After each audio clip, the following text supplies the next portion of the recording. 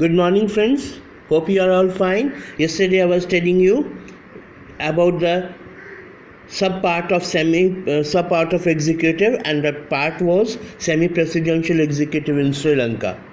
Now, at the last paragraph, elected. This is semi-president executive in Sri Lanka.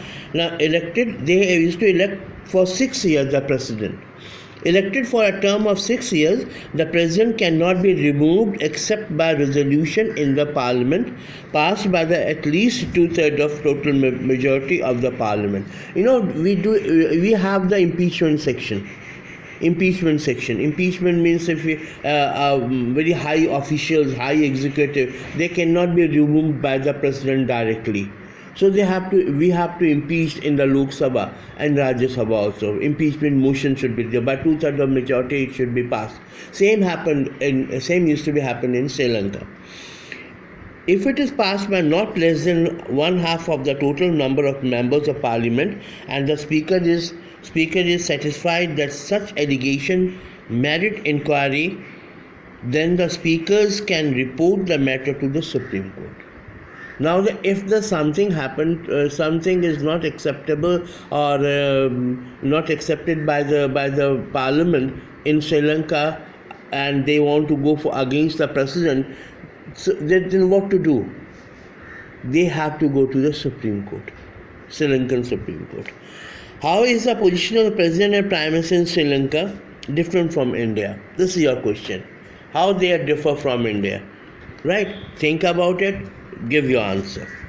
In a parliamentary system, the Prime Minister is the head of the government. In India, Prime Minister is the head of the government, and the President is head of the state. State means the country, whole country. He's the first person to be recognized as a citizen of India is the President. So in a parliamentary system, the Prime Minister is the head of the government. Most parliamentary systems have a president or a monarch who is the nominal head of the state, which I told you yesterday. So, nominal head. Right. We have these are president, some type of president. Sometime, in India, it is said that president is a rubber stamp.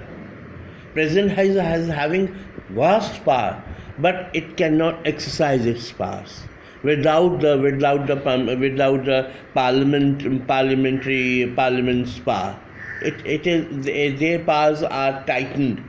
So he is powerful, but he cannot exercise his power. That's why it's called nominal head or rubber stamp.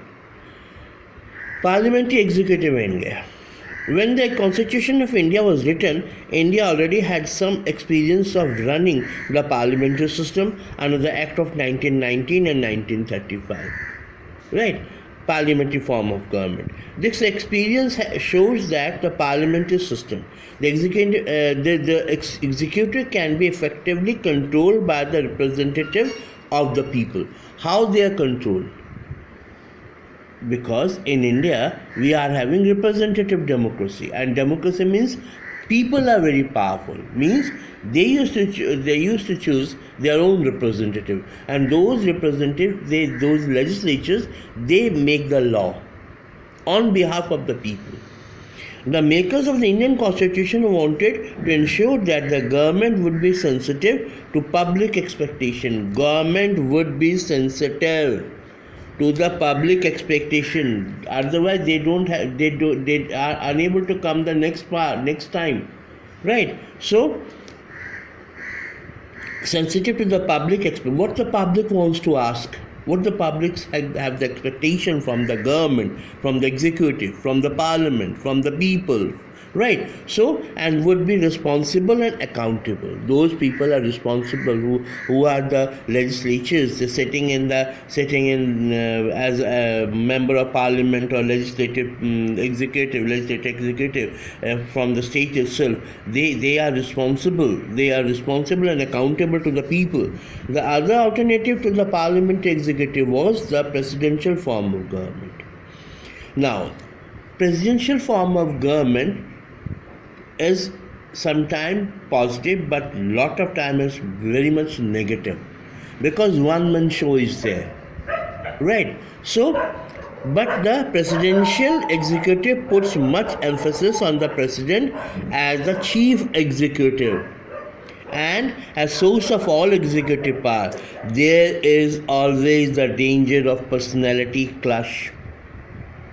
Always the danger of personality clash and personality seniority, person seniority. They will always clash and personality cult. Right. In presidential executive, the maker of the Indian Constitution wanted a government that would have a strong executive branch. Out of the same time, enough safeguard should be there to check against the personality cult. Personality cult means personality clash. I am powerful. I am the president. I am the chief executive. This I am. This has lot of problem. अहम स्वाभिमान और अभिमान में थोड़ा सा अंतर है लिखने में, but it has lot of meaning. Right. Personality cult. In the parliamentary form, there are many mechanisms. In parliamentary form, there are many mechanisms that ensure that executive will be answerable to and controlled by the legislature or people. Here in India, executives are controlled by the people. Member of parliament, government are controlled by the people. After every election, they can choose any government. Or no confidence motion could be passed also. Right. So the constitution adopted the parliamentary system of executive. Your question is why India adopted the parliamentary form of government? Very important question. Right. For the government both at national and the state levels. Next time.